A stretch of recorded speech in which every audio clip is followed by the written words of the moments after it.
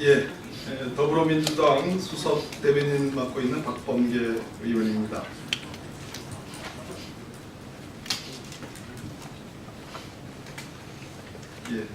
다스와 BBK는 다르다는 홍준표 대표의 말, 검찰의 반쪽 수사를 조롱하는 것입니다.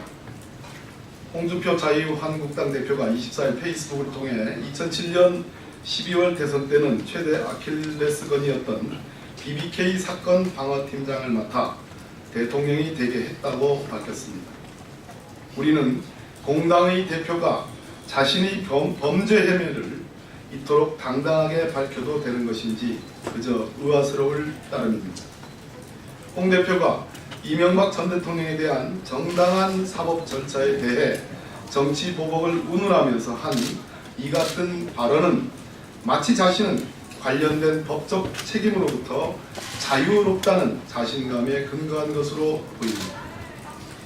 특히 홍 대표가 BBK 사건은 이번에 문제가 된 다스와는 다른 사건이다라고 부연 설명까지 한 것을 보면 이명박 전 대통령이 다스의 소유자라는 것이 검찰에서 밝혀지고 다음 단계는 BBK 옵셔널 벤처스 주가 조작으로 옮겨가야 하는데 검찰이 거기까지 수사할 수 있겠느냐는 생각으로 읽혀집니다.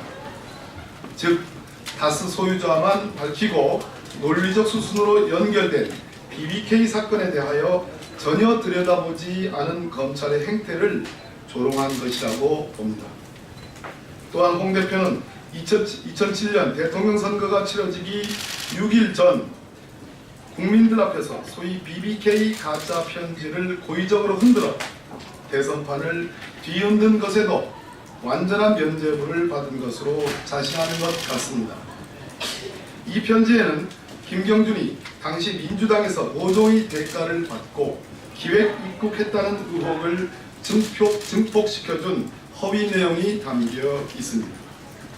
그런데 2011년 3월 편지 작성자로 알려졌던 신경화의 동생 신명씨가 대선 당시 언론에 실린 형 신경화 명의 편지는 이명박 대통령 가족과 측근의 부탁으로 내가 날조해서 쓴 것이라고 폭로하면서 상황은 급반전됐지만 당시 검찰의 수사는 어찌된 일인지 유야무야되었습니다. 즉 허위사실을 공표하여 명예훼손한 홍준표 의원에게 가짜 편지 작성에 관여하지 않았기 때문에 무혐의를 한 것이다라고 동분서답을 검찰은 했습니다. 이 모든 것에 대해 홍 대표는 자신만만한 태도로 내가 방어했다고 공개적으로 천명한 것은 아마도 공소시효가 지났다고 판단하기 때문인 것 같습니다. 그런데 홍 대표가 분명히 알아야 할 것은 과거 헌법재판소는 전두환, 노태우 두 사람의 5.18, 12.12 사태 헌정질서 파괴 범죄에 대해서 소위 공소시효를 적용하지 않을 수 있다고 밝혔다는 사실입니다. 공소시효가 형식적으로 완성되었다고 보더라도 그 기간 중 형사소추가 사실상 불가능하거나 처벌해야 할 중대한 공익이 있는 경우에는 처벌할 수 있다고 본 것입니다. 가짜 편지와 관련된 범죄는 단순히 선거법 위반이나 명예훼손 사안이 아니라 정치 공작에 가까운 사안이기 때문에 대단히 중대한 범죄일 수 있습니다. 따라서 공소시효만 믿고 내가 방어했다고 국민과 검찰을 조롱하면 결국 큰 화를 불러일으킬 수도 있다는 사실을 홍 대표는 분명히 알아야 할 것입니다. 첨언을 좀 드리겠습니다. 우리 기자분들께요. 2007년 대통령 선거로 돌아가면 김경준이 국내로 입국합니다. 그리고 검찰은 마지못해 BBK 사건을 수사합니다. 그리고 면죄부, 무혐의를 이명박 대통령 후보에게 면죄부를 내려줍니다. 그러나 아시다시피 광운대 동영상 사건과 같이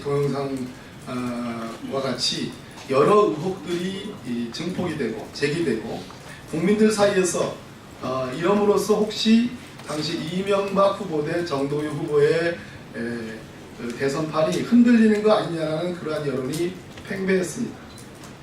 이 즈음에 나온 것이 소위 가짜 편지입니다. 그 가짜 편지를 가지고 흔든 사람이 당시 흘림대책위원장이었던 홍준표 의원입니다. 아시다시피 그것은 2011년에 가짜 편지로 밝혀졌습니다.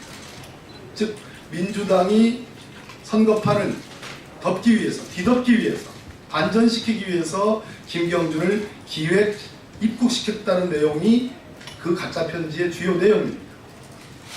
민주당은 기획 입국시키지 않았습니다. 홍준표도 김경준도 거기에 부응해서 기획 입국된 사람이 아닙니다. 자, 그렇게 해서 무혐의가 이명박 후보에 대해서 났습니다. 그러나 국민 여론은 잦아들지 않았습니다. 바로 되치기 할 필요성이 있었습니다. 그래서 이 가짜 편지가 나온 겁니다. 이 정도 되면 이것을 단순한 선거 범죄, 단순한 명예훼손 범죄로 보기 어렵습니다. 제가 아무리 찾아봐도 여기에 의율될 만한 선거법 위반과 또는 명예훼손 정도 이상가는, 즉 공소시효가 충분한 그러한 범죄는 찾아보기 어렵습니다. 문제는 명예훼손 사건과 공직선거법 위반 사건은 아시다시피 형식적으로 공소시효가 만료되었습니다. 홍준표 대표의 자신감은 여기에 기초합니다. 근데 과연 지금 현 검찰이 어디까지 수사를 했습니까? 다스만 봤습니다.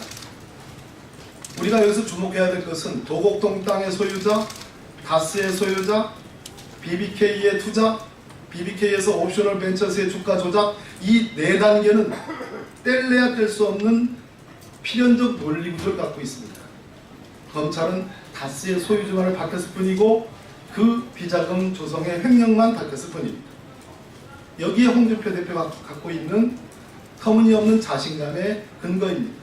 즉 국민을 조롱하고 검찰을 조롱하고 있는 것입니다. 다음 논평 말씀드리겠습니다.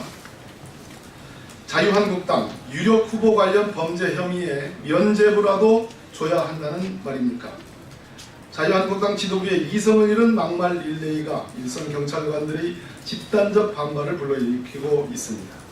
자유한국당은 범죄 혐의에 대한 정당한 수사 과정이 자유한국당의 공천 시점과 맞물렸다고 해서 이것이 정치 공작이라는 터무니없는 인과관계로 광견병에 걸린 미친 개, 몽둥이 등 입에 담기조차 부끄러운 막말을 남발하고 있습니다. 자유한국당은 이로도 모자라 대한민국의 미래를 위한 사법개혁까지 수사 무마용 흥정 대상으로 삼고 있는 것 아닌가 하는 의구심을 감출 길 없습니다.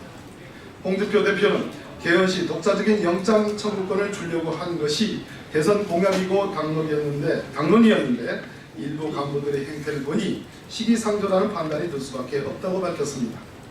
울산시장의 범죄 혐의를 감싸주면 경찰에게 영장 청구권을 주고 그렇지 않으면 빼앗겠다는 발상입니까? 김기현 울산시장의 형과 동생은 울산 북구 신천동 아파트 건설 사업에 개입한 혐의, 즉 변호사법 위반 혐의가 있습니다. 더욱이 동생은 형에게 얘기해 아파트 사업권을 딸 수 있도록 도와주겠다며 먼저 30억을 제시하고 30억 계약서를 썼다는 구체적인 주장까지 나온 상황입니다. 광역단체장이 지역 건설 사업에서 갖는 막강한 권한을 고려할 때 건설업체가 김 시장 가족의 요구를 받고 이를 무시하기는 어려웠을 것입니다.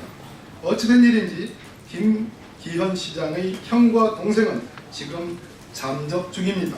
충분히 수사를 통해 진실을 밝혀내야 할 사건입니다.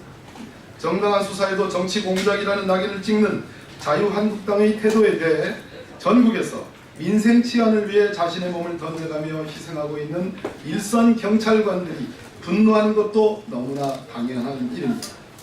일선 경찰관들이 자유한국당에 대해 공무집행 방해를 하고 있다. 그까짓 수사권 안 받겠다고 거세게 반발하고 있습니다. 경찰에게 수사권 독립은 오랜 수건 사업이자 생명과 또 같은 국정과제입니다.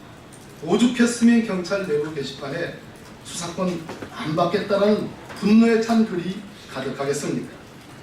황운하 울산 경찰청장도 심한 모욕감으로 분노를 억제하기 힘들다며 불쾌감을 표현했습니다. 자유한국당이 바라는 경찰의 모습은 아마도 유력 대선 후보이던 이명박 전 대통령이 도곡동땅과 다스 실소유주 의혹에 대해 면죄부를 주던 2007년 검찰의 모습일 것입니다. 아니, 김용판 서울경찰청장에게 면죄부를 줬던 그 모습일지도 모르겠습니다. 김기현 울산시장도 제1야당의 공천을 받은 유력 후보이기 때문에 그러면 면죄부를 줘야 한다는 것인지 다시 반문합니다. 오늘 최고위원회 당무위원회가 열렸습니다. 오늘 제200차 최고위원회에서는 중앙당 선거관리위원회를 구성하고 위원장에 이석현 의원, 부위원장에 이원욱 의원, 간사로 임종성 의원을 임명했습니다. 이후 15인 내외로 구성인원은 추가됩니다. 당무위원회 결과입니다. 오늘 37차 당무위원회에서는 공직후보 출마를 위한 지역위원장 사퇴의 예외와 이와 관련된 당무위원회의 권한위임을 의결했습니다.